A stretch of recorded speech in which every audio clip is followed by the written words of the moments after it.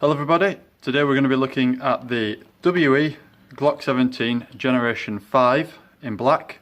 So this is the latest generation of GLOCK in the world, and this is WE's take on it. So it comes in the standard WE GLOCK box, so just plain back with a number on it. Inside you've got your instruction manual, do's, don'ts, breakdown, how to take it apart, do the hop. You get a pretty little diagram of what's changed, so what makes it a Generation 5 instead of a Generation 4 or 3. You get your magazine, 22 round double stack green gas magazine. You get two adjustable back straps, very much like the Gen 4. The pins to attach the back straps, and of course the gun itself. It's all well presented in the cut out moulded cardboard that WE do. So moving on to the gun. The Generation 5 has a ambidextrous slide catch and release. So whether you're a left-handed shooter or a right-handed shooter, you can always release the slide. They haven't put an ambidextrous mag release in, that is still just one side, but it is a toolless swap to make it a left-handed conversion. They've got away with the finger grips at the front, which for me, I don't mind, I wasn't a fan of them anyway, big hands. You've got a angled front end to the slide.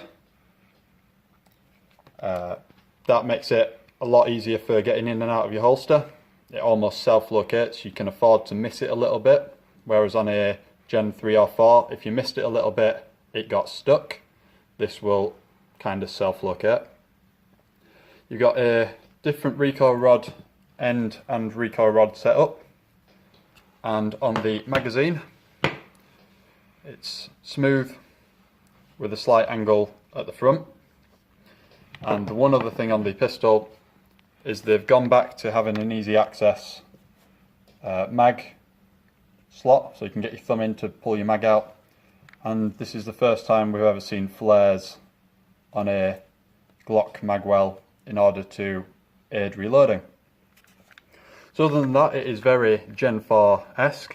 It has a front rail for mounting a torch or a laser or a camera if you're that way inclined.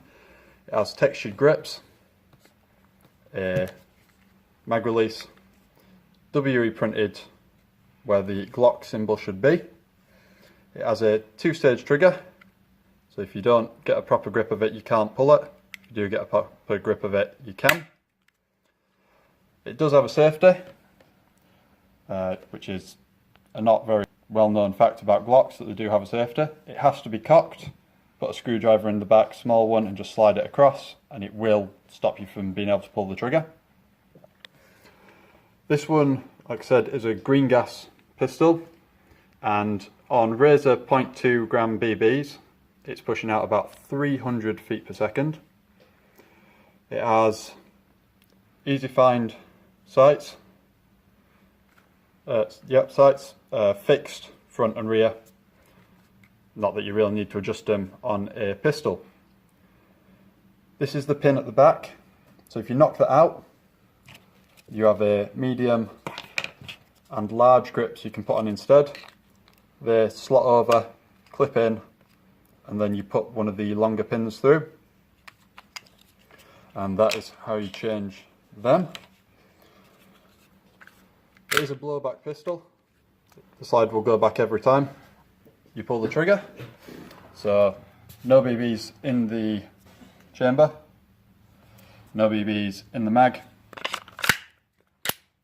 Holding down the mag release, sorry, not the mag release, the slide release. The mag release would perform a non-function. We go.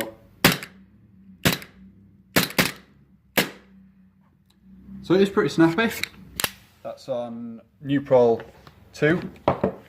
It is on Neutral 2, I have the cam here to prove it. It kicks very much like other WE GLOCKs, it performs very much like other WE GLOCKs. They're reliable, there's lots of parts available, upgrade parts, blingy parts. I know a couple of people who've spent an awful lot of money on their Glocks to make them rather nice, for example an agency arm kit.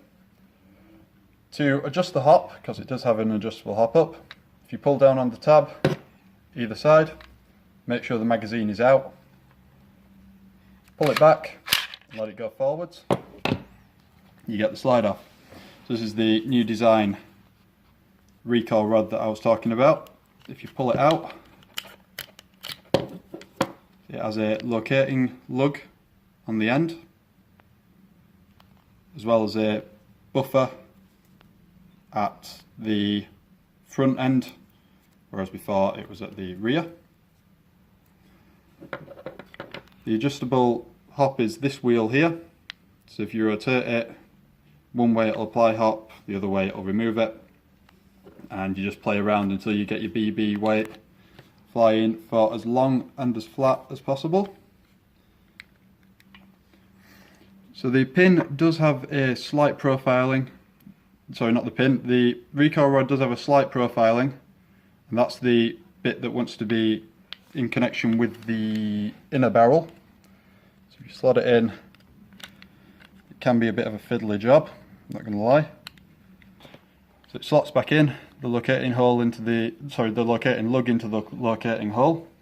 To put it back on, line up the runners with the grooves in the slide. Push it back. I found it's easier to rest your finger on the recoil rod, that way it can't move, and just sharp, firm back. It's ready to go. Magazine in. And you're good to fire again. So you're looking at between 40 and 50 meters out of the box with this, which is more than adequate for a pistol. I mean, you're normally going to be using it for close engagements anyway, and if you are requiring that little bit of a further shot, then I suggest that you probably have time to put a few BBs into one of your rifle mags. So I hope you enjoyed the video. Thank you for watching.